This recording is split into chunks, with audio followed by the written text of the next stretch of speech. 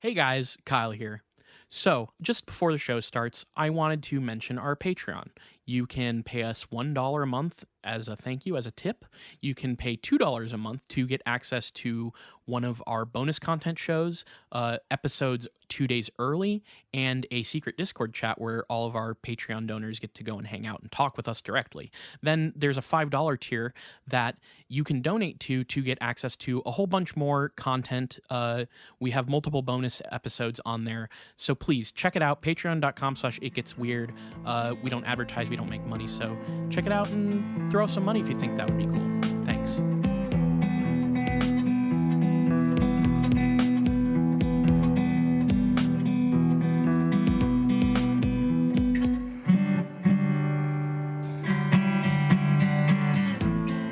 Welcome to It Gets Weird, our comedy show where we explore the unusual, the unbelievable, and the unexplained to try to make your world a little weirder. I'm Niall. And I'm Kyle.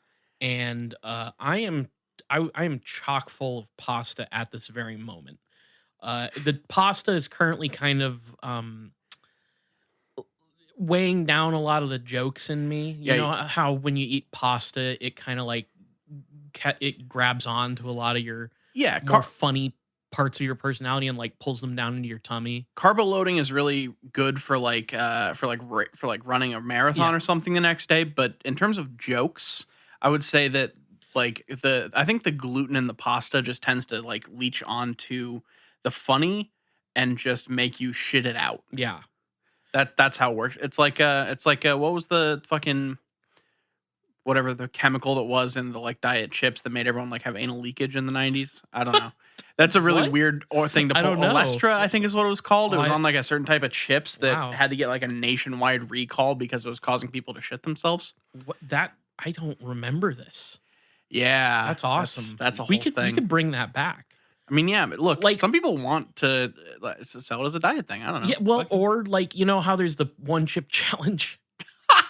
We're gonna do the one. This will be the two chip challenge. First of all, you do the Pocky chip, and then you do this chip so that you're having like fucking flaming leaks, just leaks. So like, I am sorry, this episode is starting this way. That would be a fun sort of challenge. Just see if you can see how much it would be. Okay, so maybe the challenge is like either you try not to like leak, or you kind of sit over a container and measure up how much each you and your friends leak. Yeah. And whoever leaks the most wins. One thing I didn't realize about the one chip challenge is that the challenge itself is like how long can you go without drinking some sort of liquid?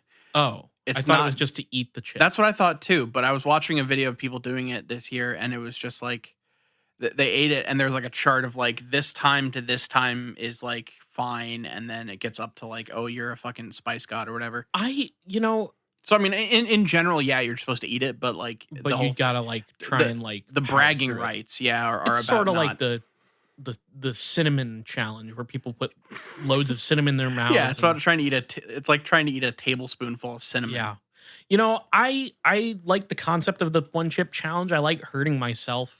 Do you? Well, no, I think we don't want to talk about that off air if that's a thing you enjoy. Well, I just the thing is though, what I mean by that is I love spicy food a lot. That's fair. But yeah, I remember one time you got salsa, and it was like fucking volcano salsa, and you're just sitting there eating. I was like, I don't want to touch this. I had like one chip, and I was like, nope. The first time I got Joella's hot chicken, I remember this. You came home, you puked. I got the hottest one that they have. Yeah. And I ate all of it, I think. If I remember correctly, because I refused to be defeated, and it tasted really good. But here's the thing.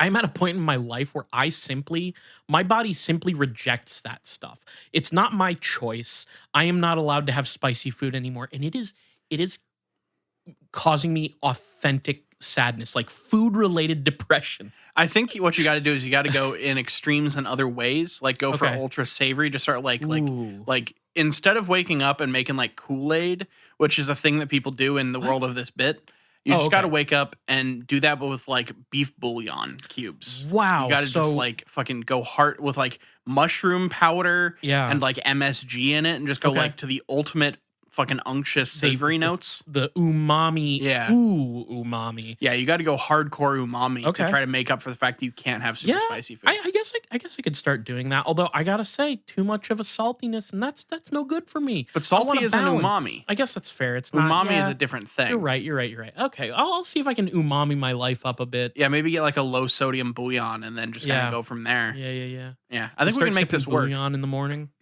Start making my you side fucking of bouillon with my coffee. We're gonna make you fucking umami shakes to wake up with in the morning. God, like an umami slurry. Yeah, it's like getting fucking punched in the face with a side of beef in the morning. That'll wake you up. Actually, that sounds awesome. I'm fully on board with this after you phrased it that way. So. Yeah. Anyways, I've fucked with your episode long enough. What are we That's talking about? Kyle, today we're gonna take a trip. Okay. This I do like episode that. is going to be about a place because this place has a lot of weird shit that has supposedly happened in it. Is it Salem, Massachusetts? What's funny is like no it's not, but conceptually you're not ridiculously far off. The place that Stephen King lives in Maine? No. Okay. We're going out of the US. Oh. We're going to go and go the Tower of London, somewhere nearby Transylvania. now haunted by the Queen. Oh. Yeah. Now the Queen is haunting along. I think she's in the Tower of London. That's what I'm saying. Yeah. I think that would work. She's like, do you remember? I'm not going to be able to make this poll. She's in the Tower of London. And she's up there and she's going, ooh, I'm fucking dead. But I lived a long fucking life. I think this podcast would now get us arrested in Britain from what I'm hearing. For disturbing the peace, whatever the fuck the bullshit charge people are having for like making fun of the Queen. What are they gonna arrest me for? Spitting facts? I'm just saying things are looking a little fashy right now over there. Unfortunate. But no, today we're gonna take a trip to the Hoia Baciu Forest in Romania. Okay. All right. Wait, say that name again. Hoia Baciu. I believe that's how it's pronounced. It might be Baciu. Sounds familiar. It is also known as the Bermuda Triangle of Romania. Now, I don't know how much you know about this. Okay. But friend of the show, Riley. People would know Riley from an episode many years ago.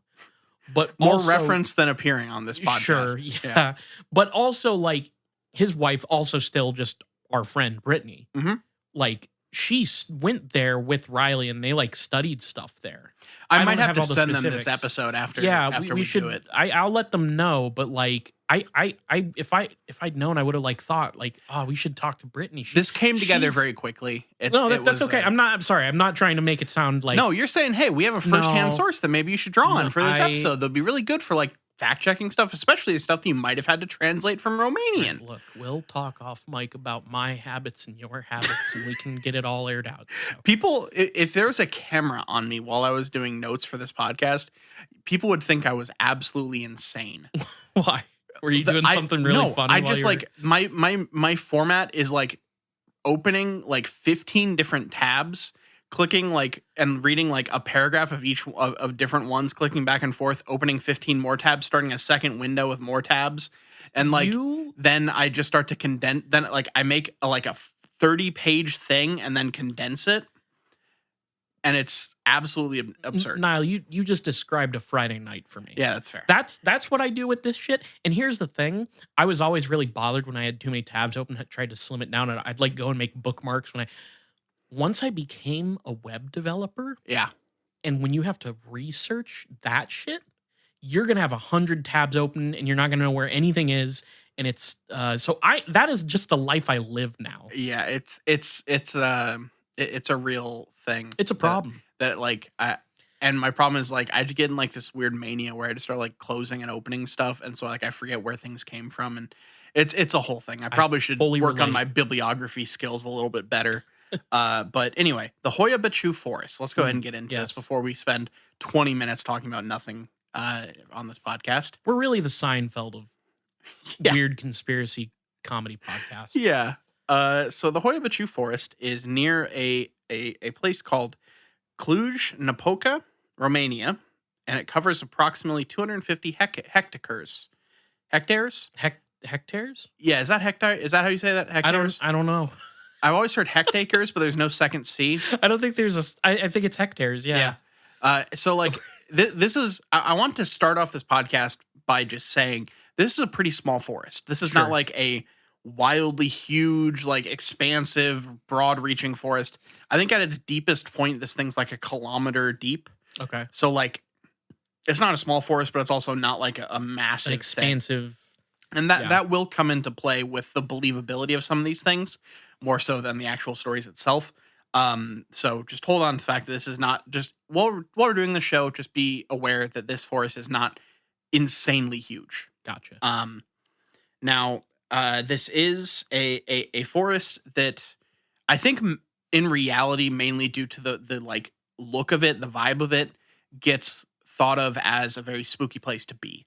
And to give this to you, I've got an image here. So this is the Hoia Baciu Forest That and all looks of like your its spooky glory. classic spooky forest. Yeah, a lot of like knotted, gnarled, like interlocking trees that look kind of dead but also alive. That's the forest that a cartoon character turned down the wrong road and walked into. Yeah, exactly. It really is like a stereotypical like haunted forest looking thing in every picture I saw of it. There are some fake pictures of it around that people like that people have likened these kind of weird trees to being from that forest, and they're not. Like if you ever see one where all of the trees almost look like half of a U, that's not actually the Hoia Baciu Forest. It's a famous picture of this like of these strange kind of trees. I think I know what you're talking They about. kind of like right at the ground, they go almost straight up and then all the way over and up. I've seen that. And like a curve. That's not actually the Hoia Baciu Forest, even though it does get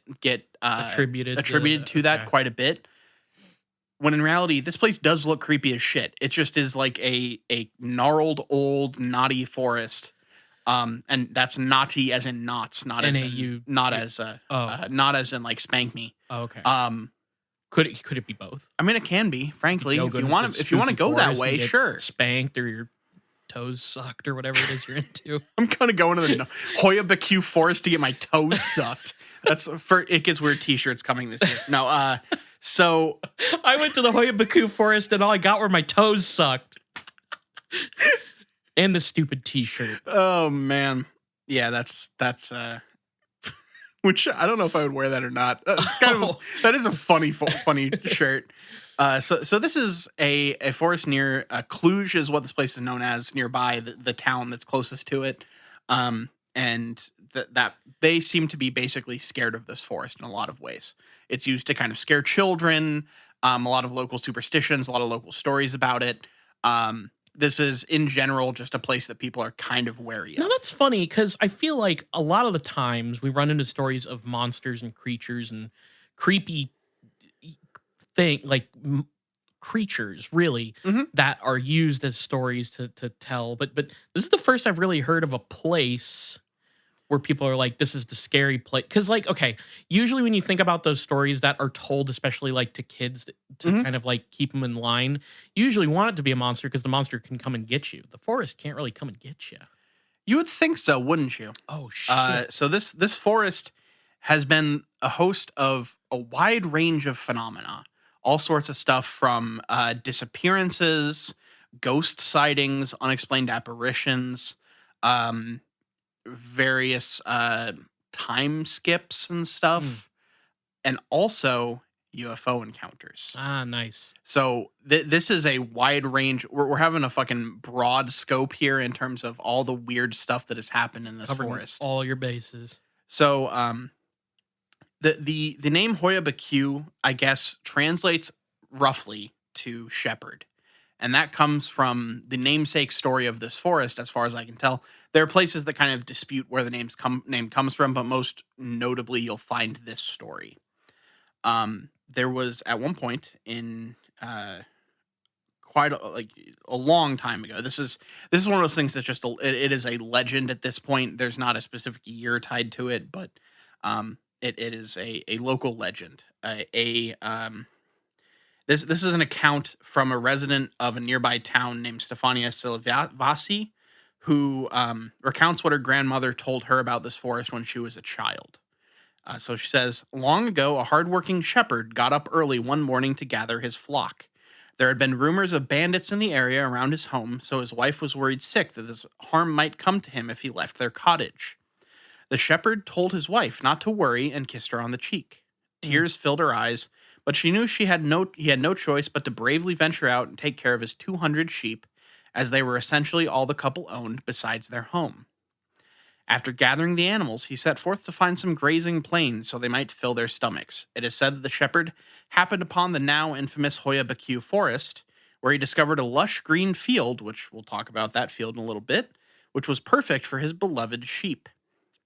Neither the shepherd nor any of his flock returned home, and no one knows exactly what kind of fate befell them. Oh, that's it. They just Straight up a shepherd they and go into the 200 forest sheep. and they all disappear. Yes. That could be anything. Yes. And also, it could just be made up. This is fact checking anything about what. Okay, I'll say this: the thing that is most easily fact checkable is the UFO sighting. That's weird. Yeah, and that's because there's a lot of research done about it. A lot of these other things kind of amount to legends and just general folklore about this forest from nearby areas. That makes sense. But that is stereotypically, that is the namesake of this forest, was the time a shepherd took 200 sheep into this forest and they all disappeared. None of them were ever seen again. I mean, for the UFOs that like to abduct farm animals, that must have been a big day for them. They were just like, we're gonna go fucking all in today and just take all of these. Oh hell yeah! Oh my god, are you seeing the animal abduction radar, Steve? Oh my, this dude brought 200, a whole flock. Holy shit, we're eating well tonight. I just like, I think about that where because you would think that if this were to have actually happened, then a mass grave would have been found. Sure.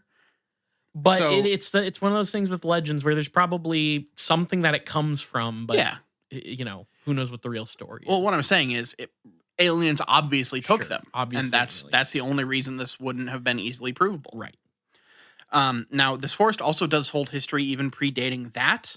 Supposedly, this was the site of a kind of early, somewhat advanced civilization dating back to the Neolithic period. They found evidence of civilization as early as 6500 BC in this forest. So there's a lot of kind of history. It is actually, in a lot of ways, the oldest settlement in all of Romania. Okay. Interesting. So there's history dating far back for this thing. So it's had a lot of time to kind of soak up the spooky juice. How do we know that the shepherd story didn't come from 6499? Hey, you know, like, we don't. This is okay. I tried to find, there are two famous stories of disappearances in this forest. They are always told like legends, and I could not find any actual names, dates. Okay, so it's anything. Like urban legend stuff. Correct. Really at this point. Okay. So they're also this comes from Ghost Hunt UK, which did an article on the subject, kind of about the basis of a lot of the spooky occurrences that happen in this forest. There's kind of a dark history to this as well, because we are near Transylvania, as I mentioned, where we have the actual physical historical person, Vlad the Impaler. Yep. Who murdered a lot of civilians and a lot of peasants. Yeah. So murder, this is the quote from Ghost Hunt UK. Murder plays a large part of this forest's foundations. It is a known fact that hundreds of peasants were taken into the forest and slaughtered during the Middle Ages. This happened a number of times. Whether it was a form of primal population control or a religious sacrifice, we will never know, but those dark activities will always leave a stain. Vlad Dracula, or Vlad the Impaler, was also said to have been beheaded here. Okay. So this is a place where a lot of death happened. We could do a whole fucking Vlad the Impaler episode. We should. That'd be great. There's like, especially if you get into the kind of spooky stuff surrounding him. Because like there's the historical stuff and then there's the legends, and I feel like the legends will be really interesting to dig into. But like this was just one of those things where it's like this is playing into the perception of this place, and the kind of overall vibe of this forest is it was basically a place where just murder was taking place in the Middle Ages. Forest, and not just a known quantity for the people surrounding this place. They got a classic murder forest situation on their hands. So it is believed that all of those deaths led to this forest being haunted by seemingly incalculable numbers of Romanian peasant ghosts who were just taken there to be murdered in the Middle Ages and since then. Do you think ghosts are kind of like sharks, where like sometimes they'll see something on the surface of the water and confuse it for their actual prey, which in this case the ghosts are wanting to get revenge on Vlad the Impaler and probably his ancestors, Mhm. but they just see like a shepherd walking through and they're like, is that Vlad? Yeah, We might as well take him. I think there is like if you want to get into the whole thing of like if you believe in the different kind of like spooky presences like ghosts and specters and poltergeists and all these things, it really does feel like there's once you have like tainted an area, the energies pool there, Sure. and it just is a self-perpetuating cycle of like dark shit. Right, sure, definitely. I'm just saying. But yeah, the shepherd probably just got murked because he walked into the wrong place and pissed off a bunch of peasant ghosts. Yeah, and the peasant ghosts are kind of like doing the shark thing where like, they see a seal on the surface of the water and they go up there and they take a bite and they're like, "Oh shit, that's a human, that's nasty." And they spit it back out, or Yeah. they kill it and take it to hell or I don't know what ghosts do, okay? They probably take it to the let me find the actual name of it. Oh, you have because a name. I have a name of that meadow that that the shepherd supposedly wandered into. Yeah. It's called the Poyana Rotunda, and Mm. we'll talk about it later. But Okay. it is supposedly kind of the center place for the spooky going ons that take place in this forest. Okay. So we will talk about the Poyana Rotunda here in a little bit. When we get more into the spooky stuff, I want to first talk about just a couple general little tidbits, and then get into the UFO cases because I kind of truncated it that way, where we have the just kind of lay some groundwork, UFOs, and then we get into the other phenomena. So some of the things that are most commonly seen around here are these green eyes that people see in just kind of off in the distance. They hear things, they feel like they're being watched. A bunch of people have reported various physical maladies that have beset them as after they went into the forest, such as severe anxiety, along with scratches, bruises, various abrasions of different kinds, nausea, really just like basically you can walk into this place and get flu-like symptoms here in a fucking Nice. Okay. heartbeat. And to the point where you can actually have, I didn't see any like full blown like permanent bodily harm, but there was a lot of like, oh, you can get fucking knocked around real bad in here. Yeah. So Any of the local like high schoolers like go in there, get sick, and come back and be like, "Oh, I can't go to school today, mom." that would be really fun. So imagine living next to a haunted forest that That like makes you get you feel sick. real Yeah. sick. You like wait, you like set your alarm till like 5:30 because your parents won't be up. Yeah. And you sneak out You in the sneak forest out, and you get go real to the sick. forest, you come back, you throw up, you go into mom's room, "Mom, I threw up." Yeah. You got to make sure that the forest gives you a fever. Right. But then there's also like, the kids who can't like get out of it because like their parents notice that they have like occult symbols etched into their skin now, and they're like, "You went to the forest, didn't you? Yeah. Didn't you?" Ferris Bueller should never live near the Hoia Baciu Forest, or else he will never go to school. He will not graduate, and he will be having Probably a bad time. wither away until Yeah, he dies due to illness. Maybe get abducted by aliens. I don't know. Could be.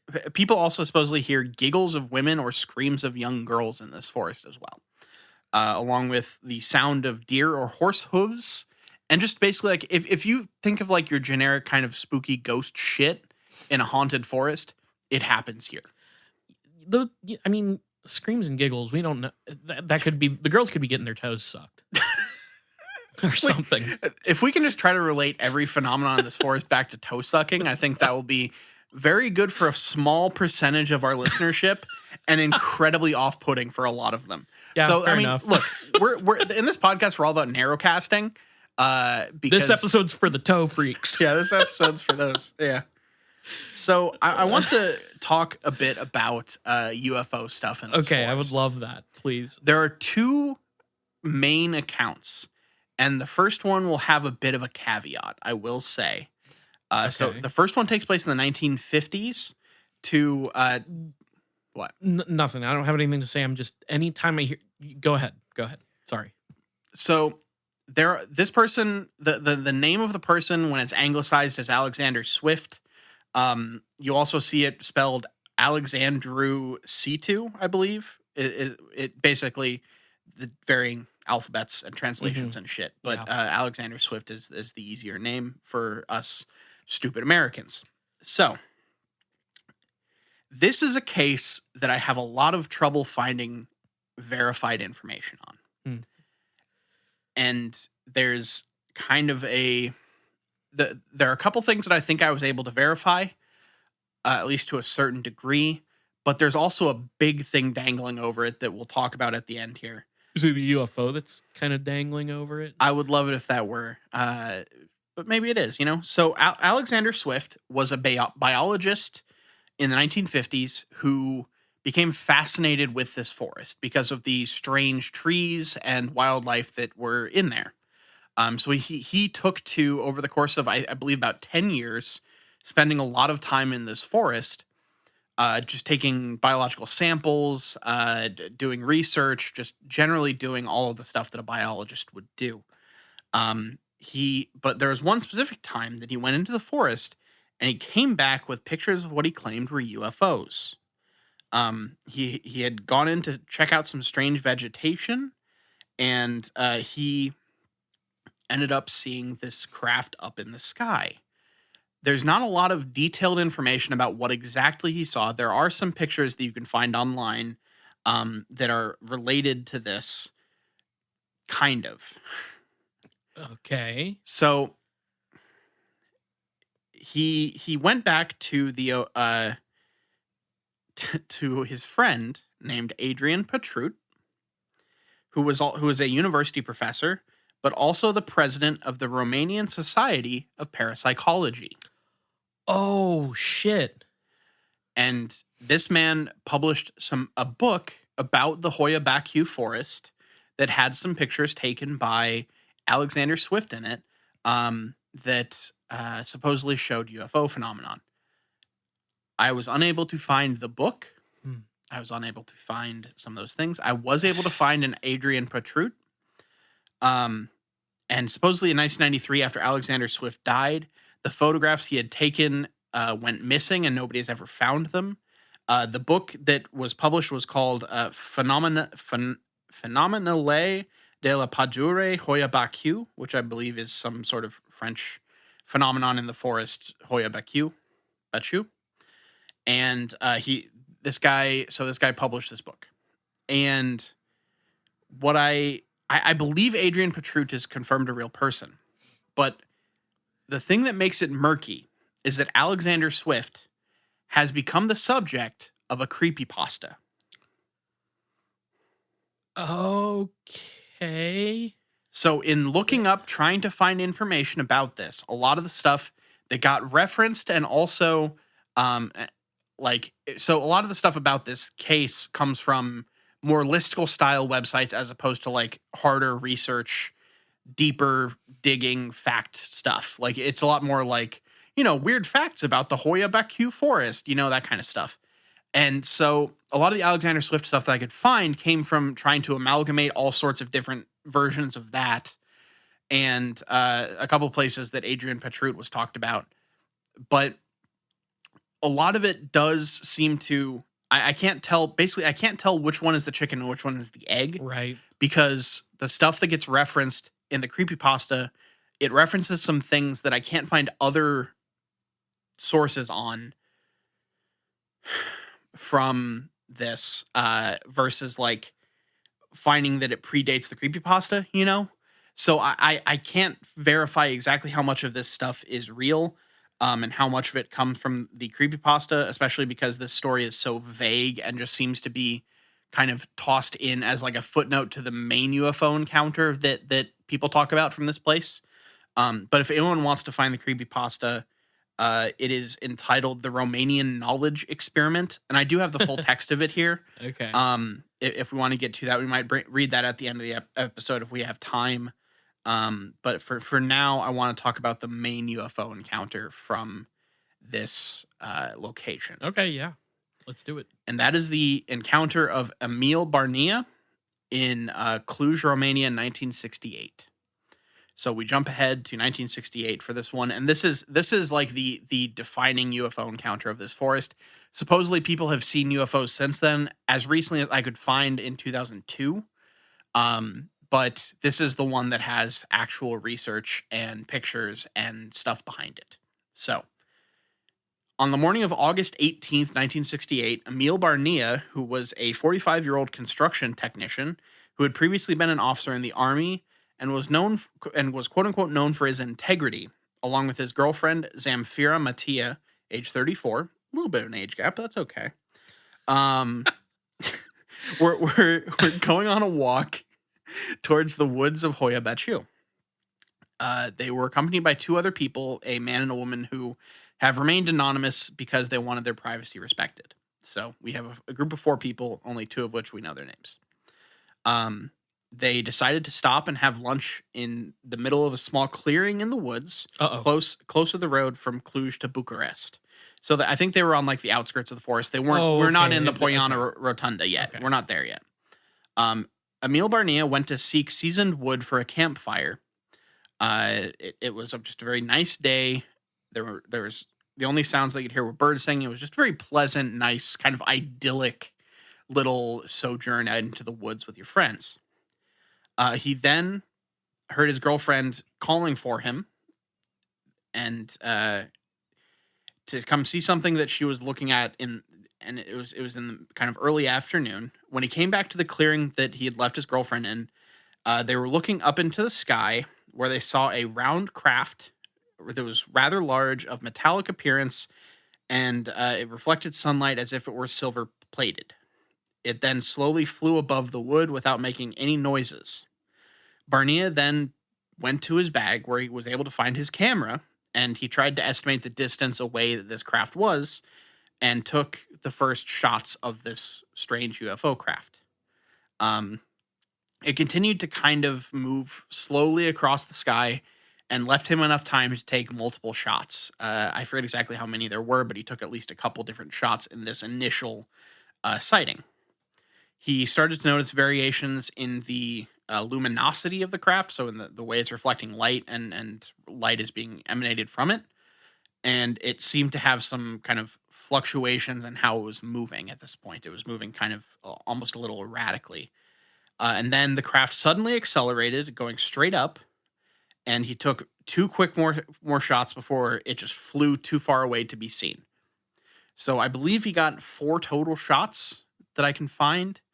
Now, only 3 of them have been published publicly. You can find these images online. They're pretty easy to find if you look up Hoia Baciu or Emil Barnea's UFO photography. Because the fourth photograph contains the other couple that were trying not to be identified. Okay. Okay. And we don't have any information on this couple and why they were like so adamant about not being shown in anything. Not at all. I have absolutely zero information on this other couple, I think. I don't believe I have anything. But Emil Barnea is a person that you can find information on. This seemed to have if the events seem to happen, whether or not you believe it's UFO is entirely up to you. But this is the thing that actually has some research put into it. You know, I'll say it. When he snapped the photo with the couple in it, he kind of caught them in ankle deep in some foot action. Toe sucking? Yeah. Probably. That's why they didn't want to be identified, because the only photo they were in showed them like fucking doing weird foot stuff in each other's mouths. Yeah. Like a straight up foot 69. Yeah. They went out of the forest to have a footy 4-way, and they just a UFO got in the fucking way. Niall wants to, Niall keeps it pretty. I drag this show down. I bring it down to the fucking depths. Yeah. I'm sorry. It's just how I am. It's the thing. It's kind of the dynamic we have here where sometimes I'll bring it into very weird directions, but you do tend to bring it more into the blue territory. Yeah, that's true.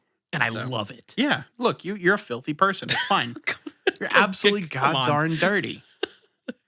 You're the pig pen of our friend That's group. right. I got flies buzzing all around, man. That has nothing to do with the fact that I make all kinds of poop and sex jokes.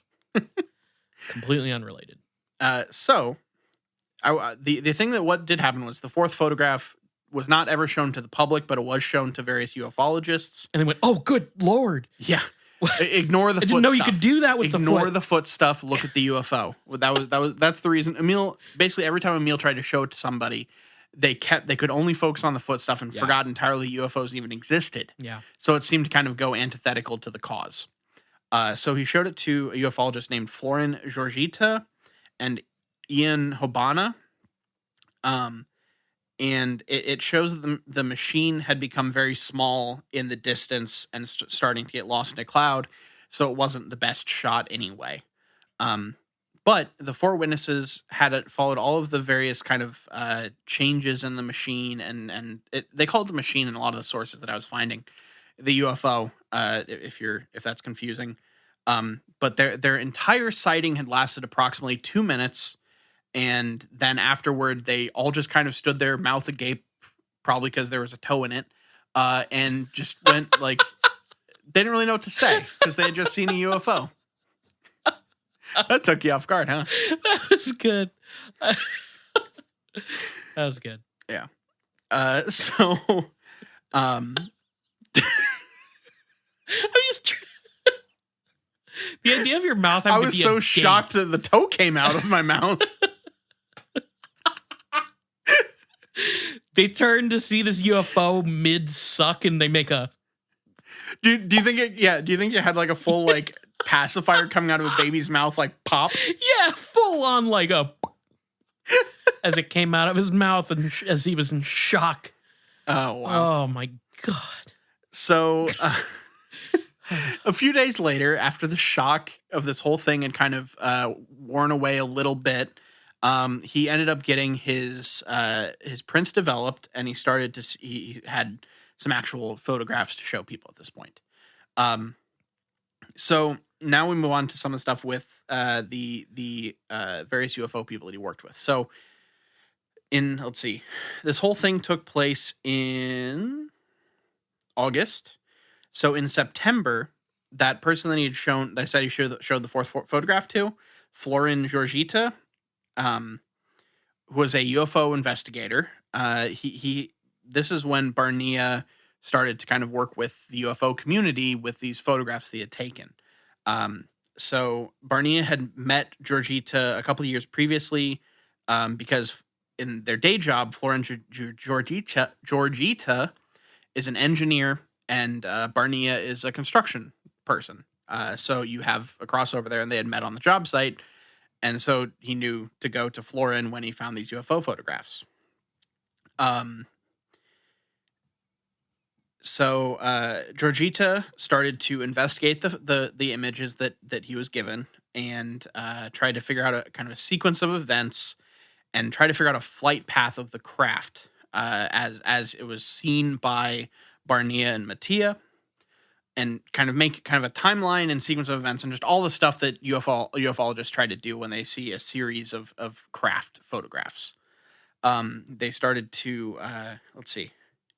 Here is one of the photographs that I think this is the main one that you'll see when you go around the internet.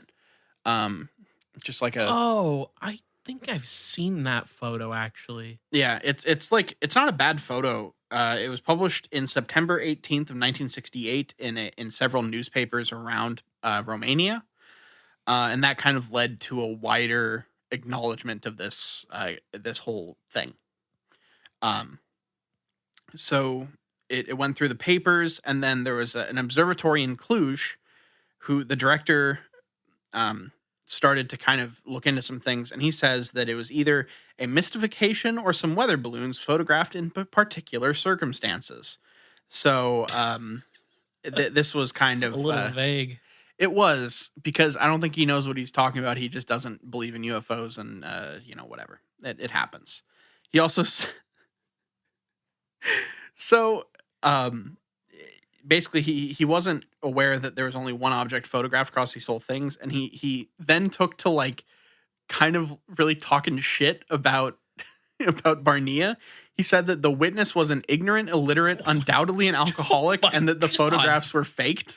Jesus Christ. Which I don't think that he knew Barnea at all. Like, I think this was just like the story went into the papers, and this guy who ran the observatory was like, "Oh, this guy's a fucking alcoholic." Oh my god.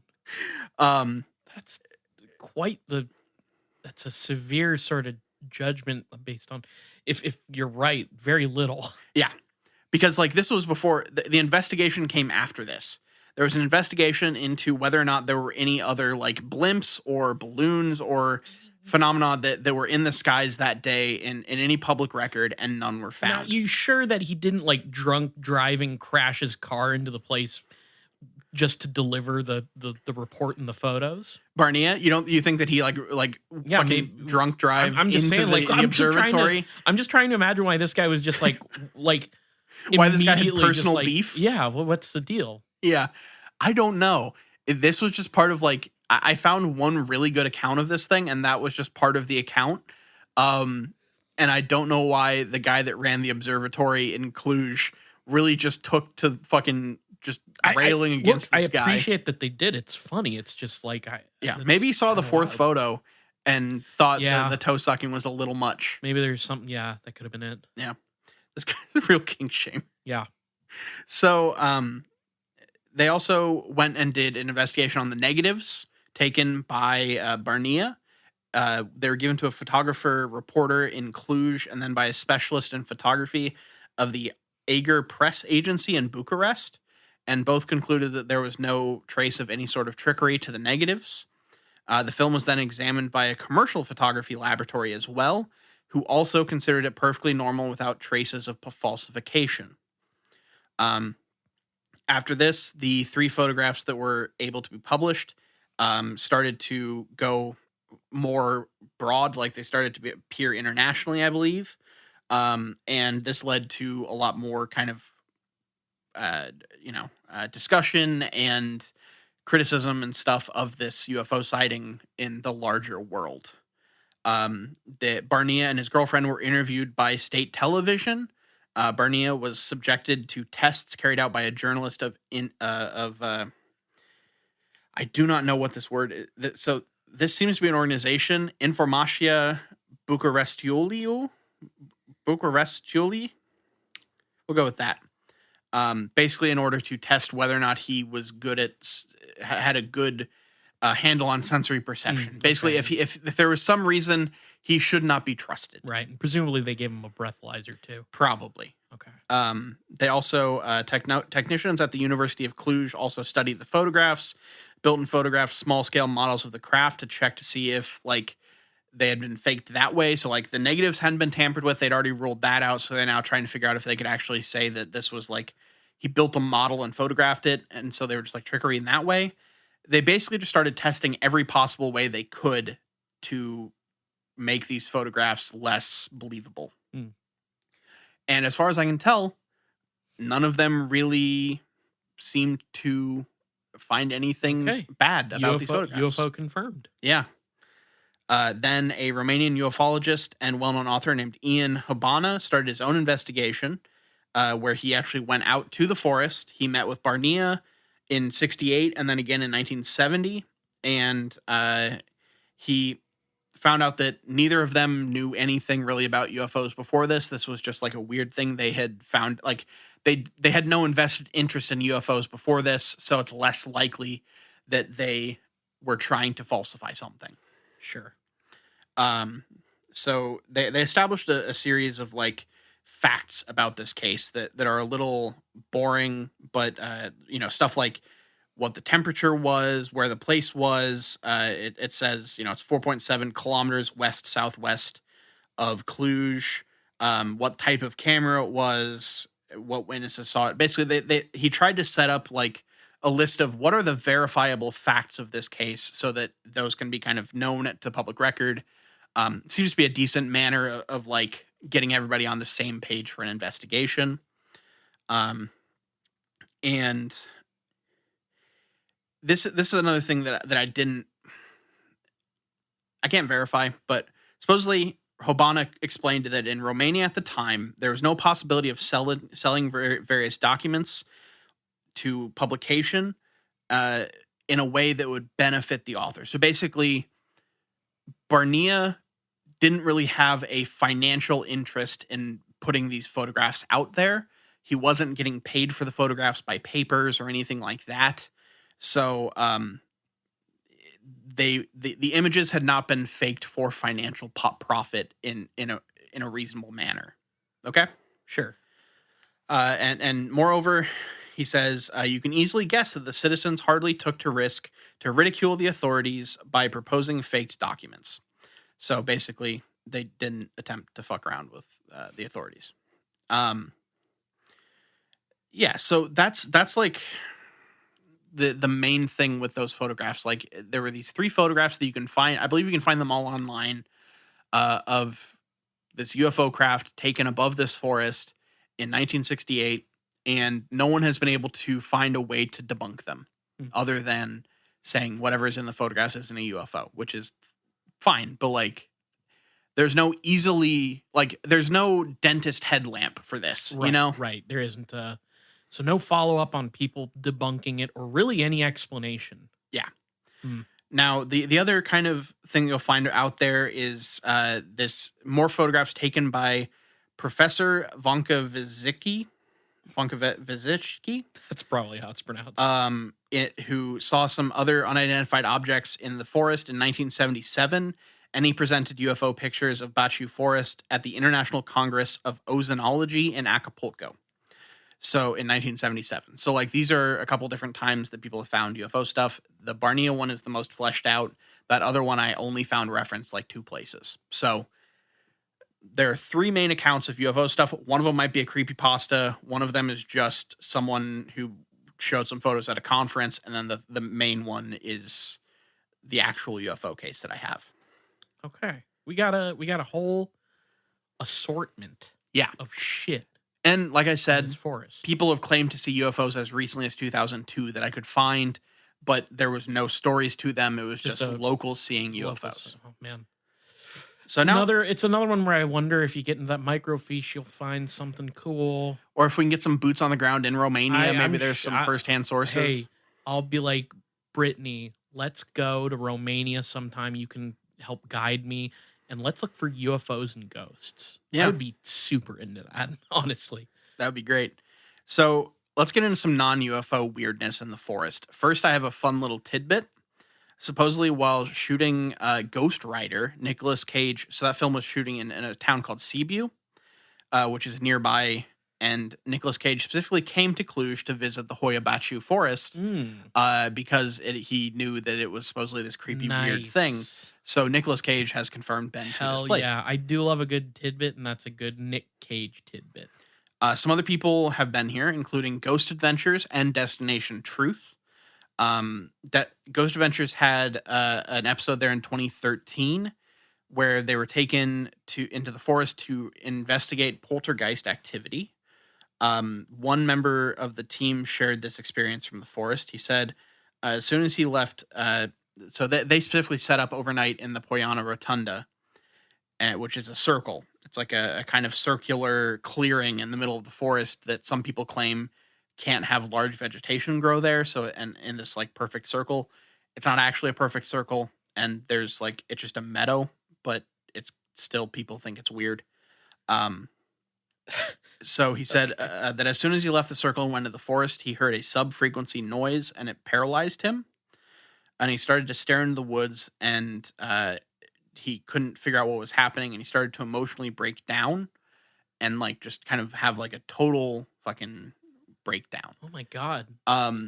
Is this our first case of Havana syndrome? It might be. Look, the Hoia Baciu Forest might be where Havana syndrome was first found. God damn. And that might have to do with a massive piezoelectric generator that's underneath it, if you believe this really strange clairvoyant that we'll talk about here in a little bit. Oh, okay. Could be like a deep underground military base situation, maybe? A little weirder than that, actually. We'll get there. There's the look. I told you that I had to record later at night tonight because I had to search one thing out, and the thing I was trying to search out was some like very weird, like possible ties to some strange historical shit. Let me throw out first weird idea that came to my mind. Before you tell me about it, I'm gonna just like throw out a guess. and I'm gonna be. I just want to see if I can get this in one. Somebody is hiding Nikola Tesla's death ray down there. That would be really fun, but Fuck. no. Damn. Okay. We'll get to that in a little bit. Okay, There's a okay. couple other things we got to get to first. But that would be a fun guess, but it is honestly stranger than that. Okay. So other places such as the BBC, the Guardian, and the Independent have done kind of studies and like articles about this place, specifically about the curled trees and the Poyana Rotunda. They British journalists have included in the top 10 of the scariest holiday destinations in the world, and say that the Bachu Forest has a quote unquote Blair Witch atmosphere. I like that. In 2013, the BBC stated residents of nearby cities say the forest, which has a circular meadow in the center, is a gateway, and that those who pass through it may never return. Now, when they say a gateway, what they are saying is a gateway to another dimension. That is a thing that is the people that were disappeared. The first one was the shepherd and his 200 sheep. Then there's another famous story, well, a famous legend that does not have a lot to it about a girl that went missing in the woods. So in supposedly late one night, a little girl wandered into the forest and entirely disappeared. She was missing for 5 years in this small 250 hectare forest. 5 years later, she reemerged wearing the exact same clothes she had when she went in there and had no recollection of what had happened. Was she the same age? In some cases, yes. In some recollections of this, yes. And the girl reportedly told authorities that she thought she was only gone for a few minutes. Now, this was pure, we're going to get into fucking comment section shit here for a second. I saw someone state a version of this that I had never seen before anywhere else, that claimed that the girl came out and had this kind of vague recollection of a place that she had been and drew it. And it was her surrounded by a series of humanoid beings with a large, like, wolf-like humanoid behind that. And they were all, like, kind of surrounding her. So there's that is, like, the main, when people are talking about, like, you go in there and you go into another dimension, that other dimension might be some weird place where, like, werewolves and shit exist. I don't fucking know. But that is the weirdest version of the story that I was able to find, was some recollection of it that involved, like, hooded figures and a werewolf. So sounds like it was a pretty cool dimension. Seems like it, yeah. Maybe that's why the sheep ended up there, though, because wolves notoriously love sheep. Yeah, we got to feed that werewolf for the last, I don't know, however many years. The shepherd was probably in, like, the Middle Ages or some shit. Now, here's an actual other story that I found about, I mentioned earlier, some green eyes that people tend to see in the forest as one of the kind of common phenomena that people witness. This story comes from Anders Larson of Stavanger, Norway, who traveled into the forest and stayed overnight, and he witnessed something that he describes as such. I had arrived to the camp spot just before sundown and proceeded to put down my pack and set up the tent. After all was good, I placed several lanterns around the immediate area because others have told me that the forest gets extremely dark at night. Just before midnight, I was reading a favorite book and also looking out into the darkness. I could still see faint silhouettes of trees as the moon was providing a small amount of light. All of a sudden, I saw 2 glowing green eyes appear not far away, probably about 2 meters off the ground. It was truly frightening because I had never seen anything like that before except in the movies. The eyes eventually faded, but I was still very terrified. The next thing I know, I hear a long, guttural scream on the opposite side of where I saw the eyes. It wasn't human, more like a sort of animal experiencing extreme pain. Scared for my life, I climbed into my tent and zipped it up. After some time, I calmed down a bit and gained the courage to open the tent and peek outside. There was nothing that I could see around the campsite, but I did notice the moon was gone and there appeared to be fog that was slowly rolling overhead. It was very strange, so I zipped the tent back up and eventually fell asleep. Luckily, nothing else happened that night. Okay. Now, what do we think this is? I don't know. Something from another dimension, or like, could be wolves peeking through their dimension. They got a wolf dimension gateway, so that's the thing. It like, the fact that it is just green eyes and sometimes accompanied by a scream could be fucking anything. That's fair. Yeah. It's just this like strange thing that people report in the woods seeing.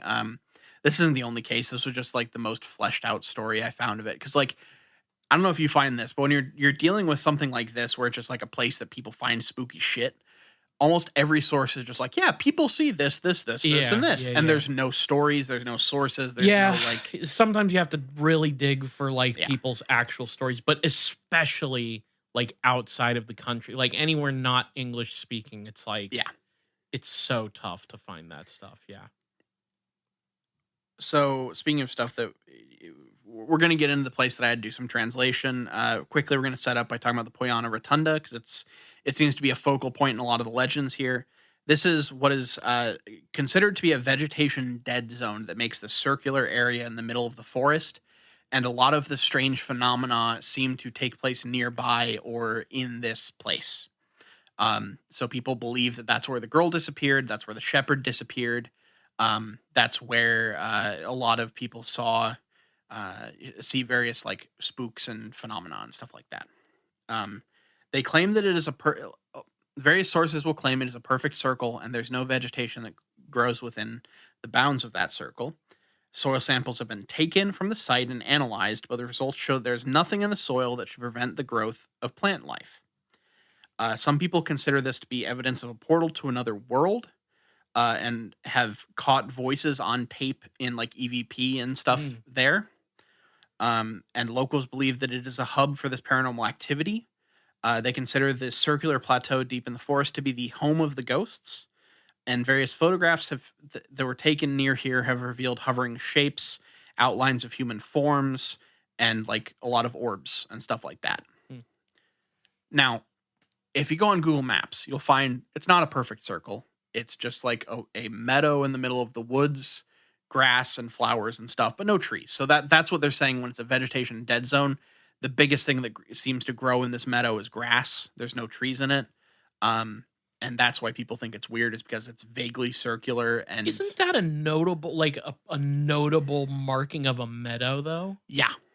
So it just seems to have gotten a bad rap over the years because it's in the middle of this creepy forest. Mm. But if you actually dig it, this is the thing that like a lot of things will talk about the Poyana Rotunda or a couple other names for it.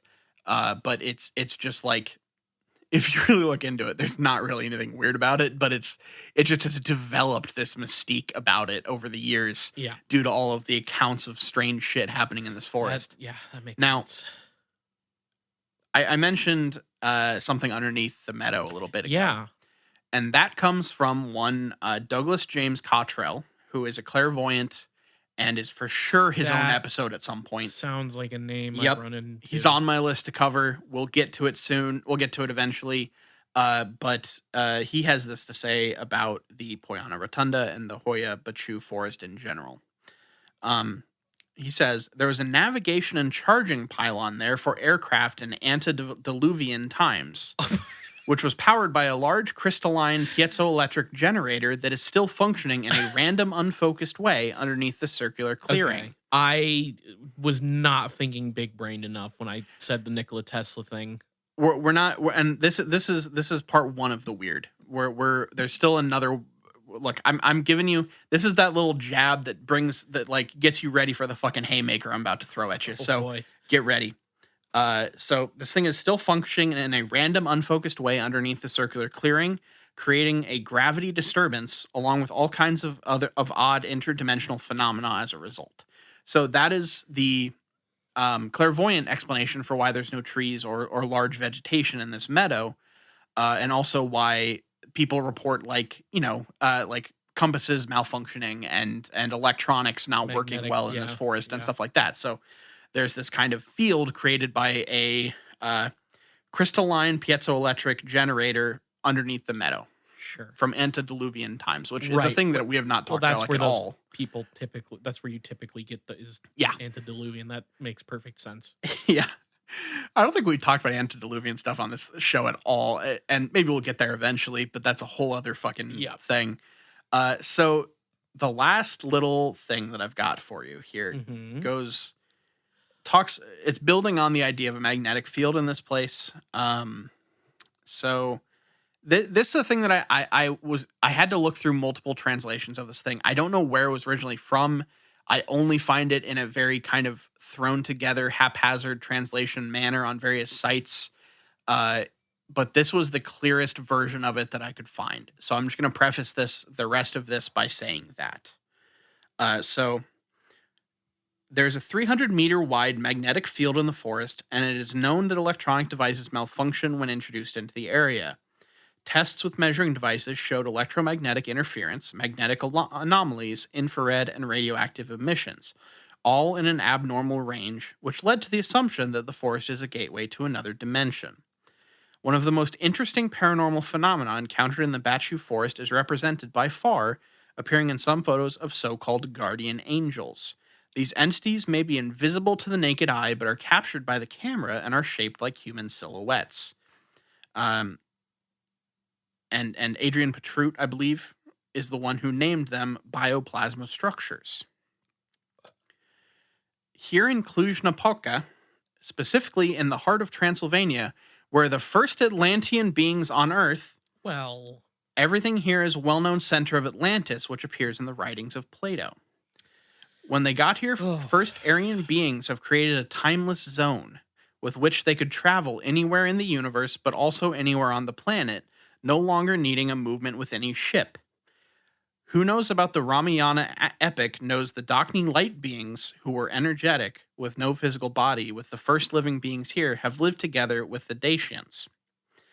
Some stuff about mythology calls them El in Romanian language, but they say that El are being bad and negative. But those who launched the first time such a claim were all Masons for wanting the people of these unique creatures are only around. Basically, it devolves into gibberish that I cannot decipher.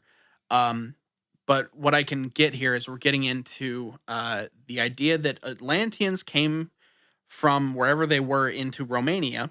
It's not where I remember them being, but okay. Same. But supposedly that's a theory. They seem to have taken some sort of residence in this forest because the clearing in the center of this, that yet again is just a basic meadow, but is a spooky clearing with no vegetation because it is a portal to other dimensions that can be used by highly advanced descendants of Atlanteans to travel in space and all around the earth at will if you are advanced enough in the practices of this light being belief system. Wow. Okay. Sorry, what was the guardian angels thing? So that's like a spirit, basically ghosts if they're light beings. So it's another explanation for ghosts if you're talking about it in the like kind of vibrational light energies kind of way. I have run into the guardian angel people a couple times in researching stuff, and that's its own thing. But it's like that is like some narrow casting shit. That's some like really niche, weird stuff. So yeah, like basically it just leads to somehow Romanians, if they're actually Romanians and not descendants of Atlanteans or whatever the fuck, are working out a larger plan to have a human society based on fear, as opposed to like in a battle with these light beings who are trying to probably take us to the fifth dimension or some sort of shit. So supposedly that is like I always, whenever I'm looking at something that's kind of like, okay, here's kind of the normal stuff you find here, I always try to find like, what is the batshit theory? What is the theory that is just so far out there that like it only gets referenced in like 2 places, and those places are the least reputable of any kind of place? I always like to find those because they're interesting. And this is the most out there version of what is going on in the Hoia Baciu Forest that I could find. I'm with it. I wish there was more of it. Something about an energy bubble from 55,000 years ago in the Baciu Forest. Yeah, definitely. That's the most out there theory I could find. Wow. Well, okay. That buries my theory, Nikola Tesla theory, pretty hard. Like much like talking about you were saying fucking Salem, Massachusetts, and it's actually Transylvania. You said Nikola Tesla and energy research, and it's actually antediluvian energies and then Atlantis energies. So you're on the road to, but it was a couple degrees of If intensity. you'd given me a couple, like 10, 15 minutes, I probably could have gotten closer Yeah, that's fair. pretty easily. So at this point, let's go to big question. So for a big question this week, I've got, if you had to experience one of the many phenomenon of the Hoia Baciu Forest, which one do you want to experience, or the one you feel most prepared for? Oh man. I mean, the obvious one here is like the one I'm least prepared for is getting sucked into another dimension. Yeah. So I don't want to do that. I would love to witness a UFO though. Like you just kind of said, like what would be fucking awesome to you is really what this question. And like I think I'd be prepared to witness a UFO. I would be think so. super into that. I mean, you kind of have, like, Kind of, but like not quite like how they're describing. yeah. The UFO that I saw you could easily come up with an explanation for it. And then a green fireball, I have an explanation for that. So like Yeah. I've seen UFOs, but like they're kind of identified. If I saw something crazy flying around that was truly unidentified for me, and it was like that clear in my vision, like based on the photo, then I'd go nuts. I would love that. Yeah. But so I guess I'm the most prepared for that because like if I saw green eyes while I was like out camping near this forest, I would probably die of fright. If I got trapped in a dimension for 5 years and it turns out it was just 5 minutes on Earth, I would also probably have some sort of heart attack. That one would be challenging. That'd be very challenging. I got someone in the Discord was asking about time slips recently and it reminded me of doing research on that. And a lot of those are just like, for a second, you're like, oh, this is cool. And then you actually think about the consequences and like ramifications of it. And it is absolutely absurd. Yeah. And and here's the thing, in about however many years when we finally get time travel going on, we'll have moved way the fuck past the 1 chip challenge, 2 chip challenge. It's going to be the 5-year time slip challenge. People are going to be... Can you spend 5 years in a hell dimension? Yeah. To deal with it? It's 5 minutes to you. Yeah. But you come back and it's been a 5-year skip for you. Yeah. On Earth. So people are going to be doing that all the time. Nobody's going to, experience time normally anymore. And it's going to be all because they can take a viral TikTok of them doing it. Yeah. So the thing that I think I would be... Did I take yours? No. Well, you gave me another one. In that, like, if I came across a couple sucking toes in the middle of the Hoia Baciu Forest, that would be kind of... I don't know how I would deal with that. It might actually be the thing I'm least prepared for, honestly. Yeah, that is probably one of the most off-putting things you could... I would rather see somebody going to town on somebody else's genital. Like if I walked in on somebody doing that, but in terms of like sexual stuff, that is one level of things. That is embarrassment. I categorize that as embarrassment more than fear. I think I might be more capable of dealing with fear than I am a level of embarrassment of like walking up on someone sucking toes in the middle of the forest. Yeah, it would be so fucking awkward. Yeah. So like I think honestly maybe give me the green eyes. Just fucking let me deal with like the idea that something is out there. Yeah. And I just have to like stay in my tent or some shit. More than coming up on somebody in the middle of the forest. What if somebody running into somebody sucking toes would be awful. What if they were aggressively trying to suck your toes? That would be a cryptid that I would not know what to do with. Yeah, that's fair. The fucking toe sucker. Dude, if that happened to me, the Toronto toe sucker. Dude, that would be the easiest way to get me to like try and fight you. Is if you tried to put your mouth anywhere near or your toes. If somebody's toes ended near, I would literally punch the shit out of somebody's foot. You have a very anti-foot toe thing. Well, in general, it's because they're on the ground all the time, and the ground is what's dirty. I'm not saying you're wrong. I'm just saying like in terms of I'm much more neutral to feet than you are, whereas you are very anti-foot. So I guess we kind of enough. Yeah, I mean, hey, it's nasty. That's fair. I probably don't scrub my toes well enough. It's just nasty. But I'm not going to stick them in your mouth. People get diseases down there, dude. They get like athlete's foot. Hey, people get diseases everywhere. Yeah. Okay. That's fair. But like, before I challenge your fucking preconceived notions anymore, we'll go and wrap this one up. So let's go and take care of some business. If Yeah. you want to follow us, you can follow us on Twitter at IGW Podcast. You can follow us on Facebook.com/It Gets Weird Podcast. And we're on all your favorite podcatchers, from Stitcher to Google Play to Apple Podcasts to Spotify. If you listen to podcasts somewhere, look up It Gets Weird and we're probably there. It Gets Weird Podcast at gmail.com. Foot stuff, yay or nay? Let us know.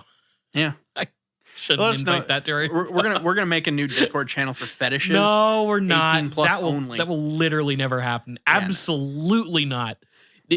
Oh, Jesus Christ. We just put a poisonous idea out in the Sign universe. up for the Patreon if you want to talk about all your deepest kinks. Absolutely not. No, don't do that. So patreon.com/It Gets Weird. We have a $2 tier and a $5 tier. At the $2 tier, we have It Gets Weird TV, where we are this week.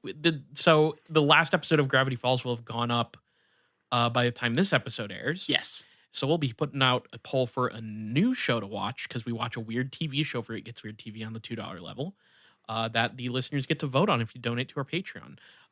There's a $5 tier where on the off weeks of It Gets Weird TV, you get a different bonus show. It's by me, it's by Niall. Sometimes we watch a movie. Who knows what we're doing?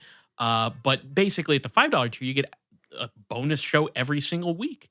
That's fucking crazy. We also have a $1 tier where you can just kick us a buck, say, hey, I like your show. You don't get anything out of it. You're just saying, hey, thanks for doing what you do. Whether you donate to the $2 tier or the $5 tier, you get access to our main show 2 days early on Friday instead of Sunday. And you get access to the Discord, where you absolutely will not be allowed to talk about your fetishes. Sorry. I'm sure there's plenty of other Discords you could find to do that. So yeah, if you can't donate though, please tell your friends, tell your enemies, tell your congressman all about It Gets Weird Podcast. All right, that'll wrap us up for the week. Thank you all for listening. Keep telling your friends, tell your enemies, tell your congressman all about It Gets Weird. I've been Niall. And I'm Kyle, signing out.